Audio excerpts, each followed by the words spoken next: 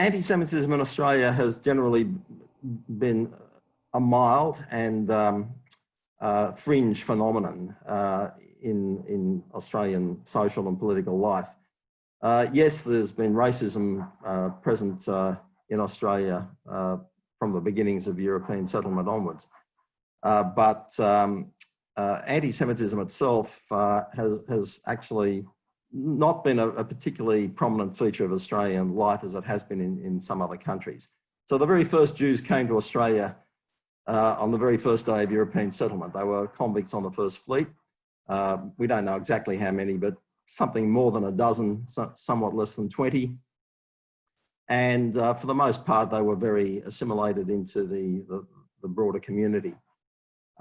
So this remained the position for a long time. There was low-level prejudice against Jews. There was official prejudice against Jews at some levels as well, all the way through to the 1930s and the 1940s, but nothing in the way of actual persecution of Jews or state-sanctioned discrimination against Jews.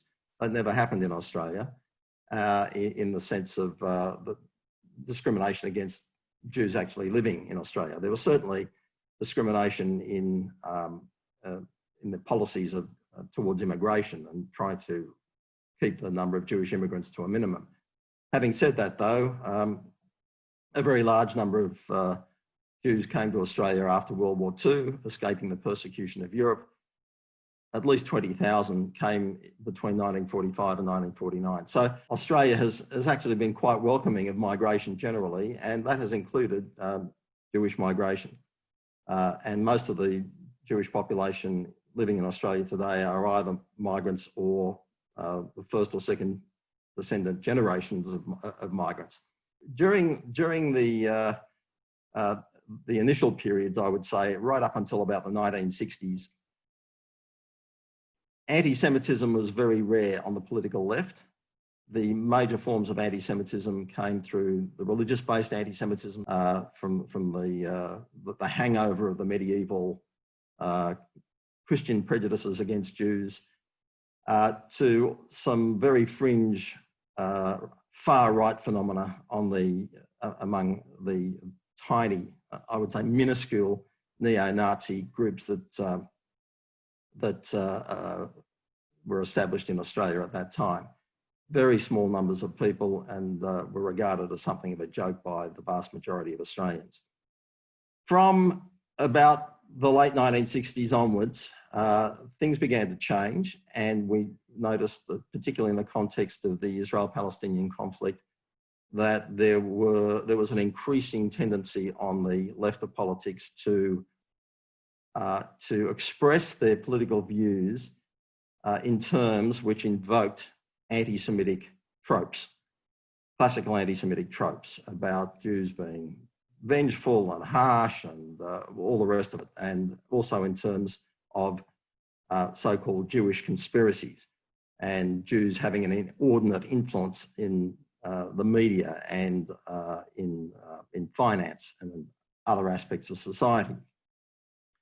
And every time there was a flare-up in the conflict in the Middle East, we found this being expressed more publicly and more, I would say, more violently in some cases. There were certainly terrorist incidents in the 1980s and the 1990s directed against Jewish institutions. And well into the 2000s, we saw this happening. Every time there was a flare-up in the Middle East, there would be a similar flare-up in anti-Jewish activity in Australia, directed against Jewish people and institutions. And this was fairly well recorded in the ECAJ's annual reports on anti-Semitism, which actually began from 1989 onwards. And this continued more or less as a continuing theme right up until about 2014, I would say, 2015, when it started to tail off. We saw it manifested in particular with the so-called BDS movement, the movement to boycott Israel.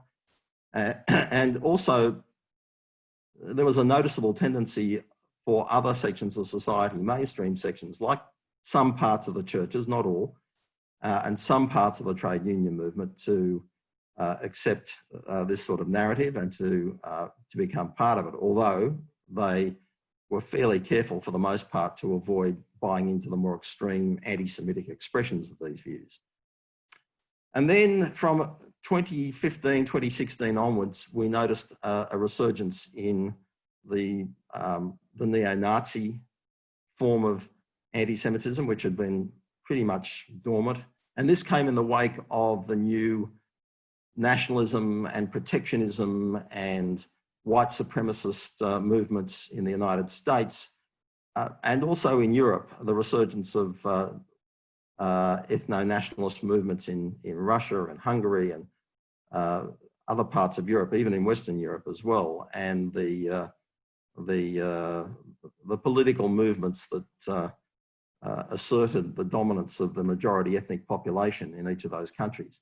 So Australia was not immune from that either, and we saw, and we've seen that really since 2016, more particularly with a variety of white supremacist, neo-Nazi and other far-right groups. They're not all the same. There are gradations of views among them. And then and the levels of anti-Semitism and the forms of anti-Semitism between them vary, but that has been the most prominent form of anti-Semitism in Australia since 2016. The Islamist form of anti-Semitism, which we saw during the height of the Islamic State period and so on, it's still there. And the anti-Israel forms are still there as well, but they are more in the background now than they were in the past, and the white supremacist forms are more in the foreground.